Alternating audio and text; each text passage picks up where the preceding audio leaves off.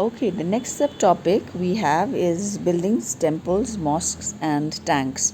So here हामीले के बुझ्ने छौँ भन्दाखेरि जुन राजाहरूले टेम्पल्स बनाउँथ्यो, मस्क बनाउँथ्यो, वाटर ट्याङ्क्सहरू बनाउँथ्यो, why basically why did they make it भन्ने खालको के एन्ड अल्सो तपाईँहरूले म जसरी अन्डरलाइन गर्छु तपाईँहरूको बुकमा पनि अन्डरलाइन गर्नुहोस् ल.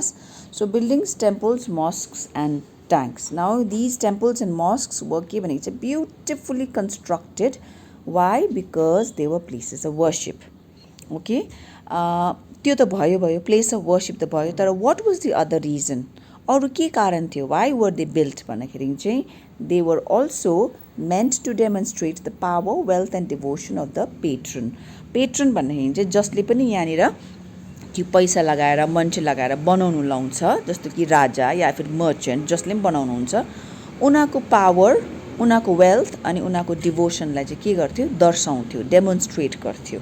अलराइट, यति अन्डरलाइन गर्नुहोस्. Then we will move on to the next page. Okay, यहाँ तपाईँले हेऱ्यो भने then another thing was most of the time what happened is the kings what they used to do, they used to take के हो भगवानको जस्तै आफ्नो नाम पनि हुन्थ्यो. जस्तो अगाडिको त्यो राजा राजेश्वर टेम्पलमा तपाईँले हेऱ्यो भने वाइ भन्दाखेरि इट वाज कन्सिडर्ड अस्पिसियस. अस्पिसियस भन्दाखेरि त एकदमै के भन्छ त्यसलाई, लक्की टाइपको नि है, एकदमै फर्चुनेट लक्की टाइपको मानिन्थ्यो अरे. And they wanted to appear like god. See, now if you are a ruler and you are taking care of the citizens, so many of the subjects, या फिर आफ्नो citizens, प्रजाहरूको लागि, so what happens is another thing is like there will be a threat that some other ruler will come, हैन. So they always wanted to show like कि हामीलाई चाहिँ I am an image of god, म चाहिँ राजाकै रूप हो या फिर राजाको गडको अवतार हो, गडको रूप हो टाइपको चाहिँ गर्थ्यो. Some of the kings use to do that भन्दैछ है. And many a times we see, अघि नै मैले भनेको जस्तो most of the kings and त्यहाँ जुन मन्दिरमा जुन देवता हुन्थ्यो, देवी देवता हुन्थ्यो र जुन राजा हुन्थ्यो, प्राय their names use to match. Alright, then अर्को कुरा यहाँ in the next paragraph we'll see the largest temples were all constructed by who? By the kings, not merchants. Okay, by the kings. And jati pani other lesser deities of the temples were gods and goddesses of the allies. So basically एउटा main कसैको for example कुनै एउटा भगवानको यो चाहिँ मन्दिर हो भन्छ, अनि साथसाथैमा के हुन्छ, अरू देवी देवता पनि हुन्छ नि हैन त्यो मन्दिरमा. सो त्यो भनेको. Okay, now it is said that the temple was a miniature model of the world ruled by the king and his allies. So a temple चाहिँ miniature भनेको चाहिँ mini, in a mini form, सानो रूपमा एउटा model, a small model, a mini, a tiny model जस्तै केसको भन्दाखेरि त of the world that was ruled by the king and his friends. Okay, and so yeah, as they worshipped their deities together in the royal temples, it seemed as if they brought in just rule of the gods on earth.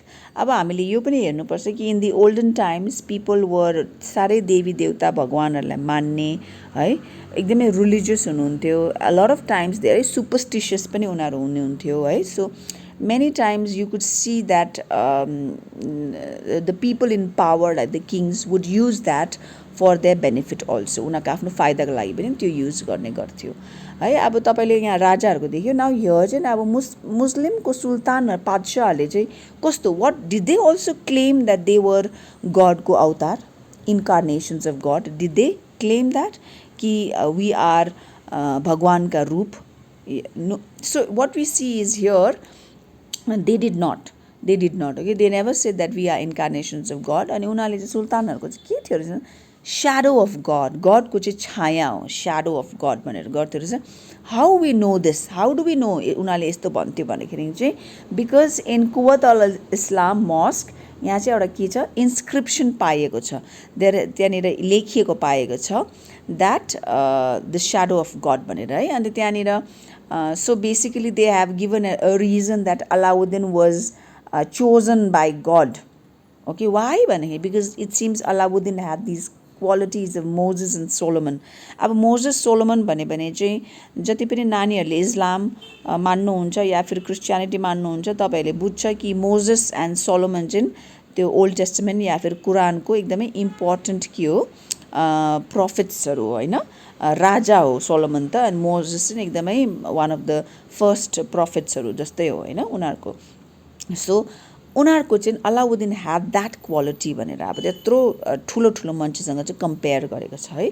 But they did not से कि हामी चाहिँ गडको रूप हो अवतार हो या फिर we are रिइन्कार्नेट चाहिँ भन्थेन रहेछ. Alright, now again what we need to see is the greatest law giver and architect was god himself भनेर चाहिँ उनीहरूले मान्थ्यो रहेछ. And they believed the Muslim people who follow the Islam religion, they believe that God created the world out of chaos. World was chaotic. It was very chaotic. Nothing was in its place. अनि गडले चाहिँ मतलब order and symmetry ल्यायो भनेर चाहिँ this is what Muslim people believe, those who follow Islam religion. Alright. So यहाँ हामी के फरक पाउँछ भन्दाखेरि चाहिँ कतिवटा राजा belonging to the Hindu religion उनीहरूले चाहिँ आफूलाई के भन्नुहुन्थ्यो रहेछ that we are incarnate of god, गडको हामी अवतार हो यसरी भन्थ्यो रहेछ. Whereas in Muslim the kings they said that they are the shadow of god अनि god is the ultimate law giver and architect अनि they are just a shadow of God भनेर. ओके, सो यो हामी हेर्छ. And in this pictures you will see this is Jama Masjid yeah, I think it's Jama Masjid only. Okay, anyway, let's go down to this next page. And what is being said over here? In each new dynasty came to power, kings wanted to emphasize their moral rights to be rulers. So जब पनि नयाँ राजा आउँथ्यो या फिर new dynasty start हुन्थ्यो, they would be like, it is my right to become the king because God has chosen me, या फिर because I am God कोही अवतार, like that. It was there भन्नु हुँदैछ. Alright, so because of this also होला constructing of places of worship, मन्दिर बनाउनु, मस्जिद बनाउनु, मस्क बनाउनु, यो चाहिँ एकदमै के थियो रहेछ, it was very उनीहरूको लागि इम्पोर्टेन्ट एउटा थियो रहेछ. Okay, and this proclaimed their close relationship with God. Alright, and so what the kings used to do is उनीहरूले पुरा यो learned and pious पिपलहरू जति पनि के अरे स्कलर्सहरू छ है उनीहरूले आफ्नो रिलिजनको ज्ञानीहरू छ उनीहरूलाई चाहिँ के गर्थे पेट्रोनेज भनेको sponsor basically. They would look after them, they would help them okay in many ways. And again it was widely believe that the rule of the king would be an age of के भनेको छ plenty when the heavens would not withhold rain. So basically मान्छेहरूले चाहिँ अलिकति उनीहरू religious हुन्थ्यो, superstitious हुन्थ्यो र यदि कुनै राजाको टाइममा if there is no rain भन्यो भने चाहिँ they think that okay something is wrong with this king. But if there is peace and if there is good harvest है रेन पनि टाइममा आउँछ, सबै फसलहरू पनि राम्रो हुन्छ, if the grains grow well भनेदेखि चाहिँ कस्तो हुन्थ्यो रहेछ that it is a good, he is a good king भन्ने खालको एउटा belief of people. Okay, so यहाँ भन्नु त्यही भएको छ. So what happens is, so त्यसले गर्दाखेरि even if it doesn't rain they would have tanks build, reservoirs build to store these water. Okay, पानी थुप्रो थुप्रो पानी रिजर्भ गर्नुको लागि, स्टोर गर्नुको लागि चाहिँ these kings would make an effort to build it. अनि प्राय तपाईँले हेऱ्यो भने गुरु जस्तो कि अब हामीले यहीँनिर गोल्डन टेम्पलको यहाँ डल्लै कत्रो ठुलो रिजर्भर छ पानीको है. इन द सिमिलर म्यानर जामा मस्जिदको त्यहाँ पनि we find reservoir. In the similar manner many temples त्यसकै छेउमा they would be a big water tank. So त्यस्तो गर्दाखेरि चाहिँ even if there is no rain from the sky there is continuous supply of water to the people, which is good because as a king you are supposed to take care of your people and people need water हैन. So त्यो पाराले and then यहाँनिर सुल्तान इल्तुतमिशले पनि के गर्नु भएको थियो रहेछ, यहाँ भन्नुभएको छ सुल्तान Iltutmish won universal respect for constructing a large reservoir just outside Delhi-i-Khwana. It is called the Hauz-e-Sultan. So you एकदमै one of this big water reservoir त्यसलाई चाहिँ के पनि भन्छ इङ्ग्लिसमा किङ्स रिजर्भर यो कसले बनाउनु भएको रहेछ सुल्तान Iltutmish okay so this was one of his उसले गरेको कामहरू मध्येमा one of this great work which earned a lot of respect okay so त्यति छ लस